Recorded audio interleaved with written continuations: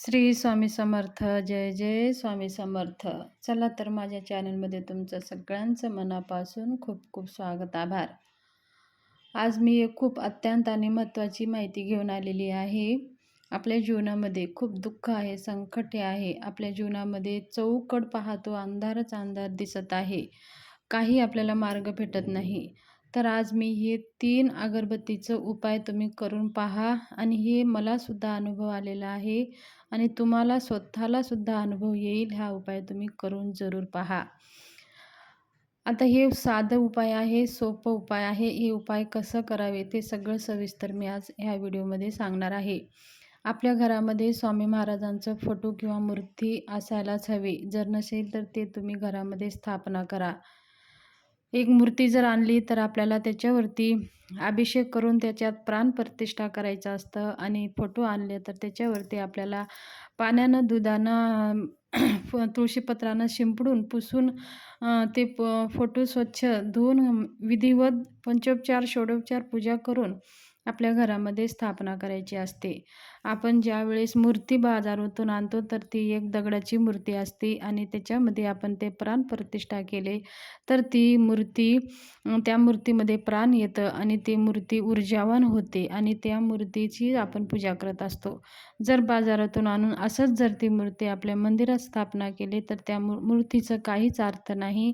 म्हणून आपण एकदा बाजारातून ज्यावेळेस आपण आणतो त्यावेळेस प्राणप्रतिष्ठा आवर्जून करणे खूप गरजेचं आहे.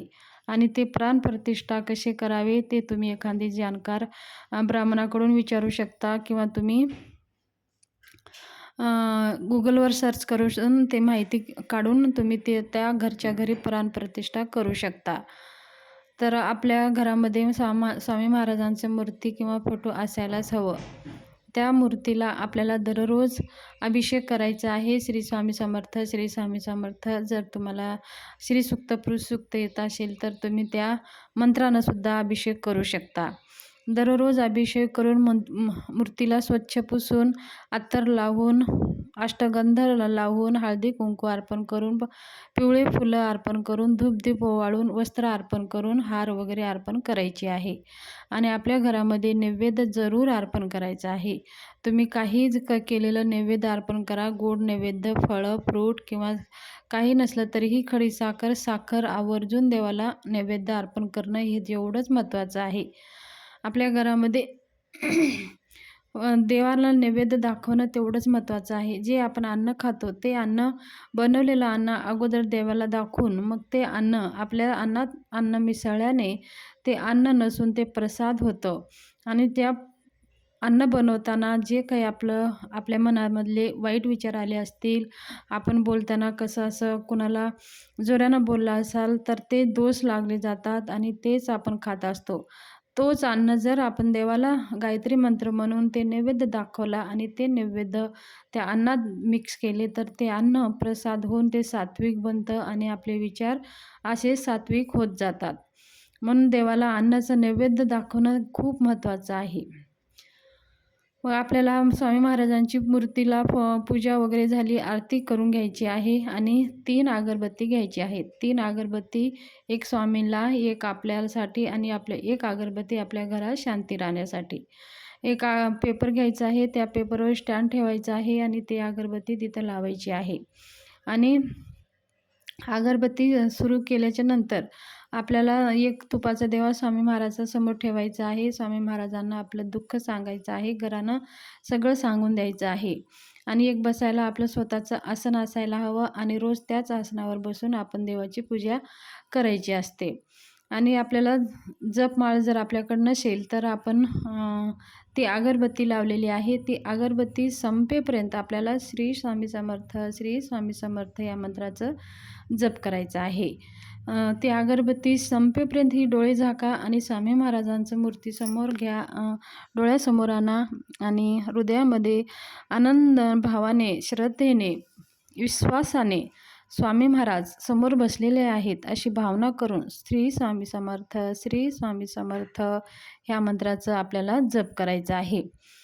हे जप अगरबत्ती आता थोडी वेळाने शांत होणार आहे. तर तुम्ही त्यानंतर एक गिलासामध्ये किंवा तामणात थोडंसं पाणी घेऊन बाजूला ठेवा अगरबत्तीच्या शेजारी आणि तारक मंत्र म्हणा. मग तारक मंत्र म्हणून झाल्यानंतर ती अगरबत्ती शांत होईपर्यंत तुम्ही तारक मंत्र म्हणू शकता. 1 वेळेस, 5 वेळेस, 11 वेळेस तुमची इच्छा. तर श्री स्वामी समर्थ मंत्र आणि अगरबत्ती संपेपर्यंत तारक मंत्र म्हणून ते पाणी आहे, तीर्थ आहे, ते आपण सगळ्या च्या लोकांनी तीर्थ म्हणून थोडं-थोडं घ्यायचं आहे आणि थोडंसं पाणी राहून तुळशीपत्राने आपल्या घरामध्ये चौकट शिंपडायचं आहे. आणि जे काही रक्षा आहे, ती अगरबत्तीची जी रक्षा पेपरावर जमा झालेली आहे, ती रक्षा प्रत्येकाच्या कपाळावर लावायची आहे आणि उतरती अशी लावायची आहे आणि थोडीशी जिभेवर थोडं आपल्या कंठाजवळ लावायची आहे. प्रत्येकाने हे रक्षा लावून घ्यायची आहे. ती रक्षा नव्हून ते एक भस्म झालेलं आहे. ती एक मंत्रित भस्म रक्षा झालेली आहे. आपले प्रत्येक संकटात आपलं रक्षण करते ती रक्षा. आणि ती रक्षा प्रत्येकाने लावून आपल्या घरामध्ये चौकट शिंपडून द्यायचं आहे आणि आपल्या उजव्या हातावर राहिलेली उरलेली रक्षा उजव्या हातावर घ्यायचं आहे आणि दक्षिणेकडे असं फुकून द्यायचं आहे. तुम्ही लगातार ही सेवा 1 महिना करून पहा.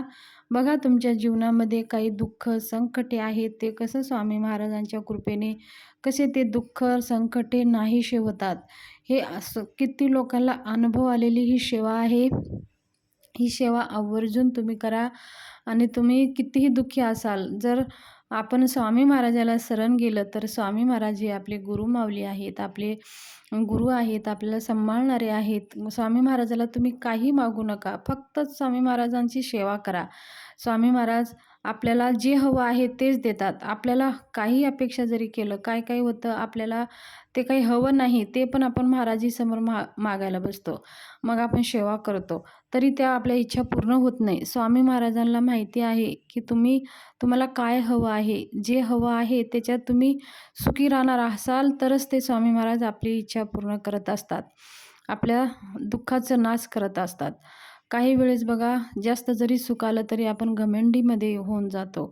आपल्यात अहंकार येऊन जातं. तर स्वामी महाराज हे ब्रह्मांड नायक आहे, ते सगळं त्यांना माहिती असतं. त्यांचं सगळं नियोजन असतं.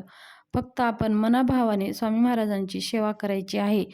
काय देणार आहे, काय आपल्याला चांगलं आहे, काय भविष्यामध्ये आपल्याला चांगलं होणार आहे, हे सगळं त्यांच्या नियोजन असतं. फक्त आपण स्वामी महाराजाला शरण जायचं आहे, स्वामी महाराजांची भक्ती करायची आहे, स्वामी सेवा करायची आहे. तुमच्या जीवनामध्ये खूप दुःख आहे, संकटे आहे, तर ही 3 अगरबत्तीची सेवा तुम्ही 1 महिना आवर्जून करून पहा. बघा तुमच्या जीवनात काय बदल घडेल. ही सेवा सकाळी किंवा संध्याकाळी तुम्ही करू शकता किंवा ही स्त्री पुरुष कोणीही सेवा करू शकता. फक्त पिरियडमध्ये लेडीजच्या जे 5 दिवस असतात ते स्किप करून ही सेवा पूर्ण 1 महिना पूर्ण करू शकता. पुढे जरी तुम्ही केला तरी काही हरकत नाही. ही सेवा वर्षानुवर्ष केलं तरीही पण काही हरकत नाही. आपल्याला ह्या सेवेमुळे फायदाच होणार आहे, नुकसान तर अजिबात होणार नाही. ही एक अत्यंत प्रभावी सेवा आहे. तर ही सेवा तुमच्याशी शेअर करायची होती. माझी माहिती जर तुम्हाला आवडली असेल तर माझ्या चॅनलला शेअर, सबस्क्राईब, लाईक जरूर करा. धन्यवाद. शुभ दिवस जावो.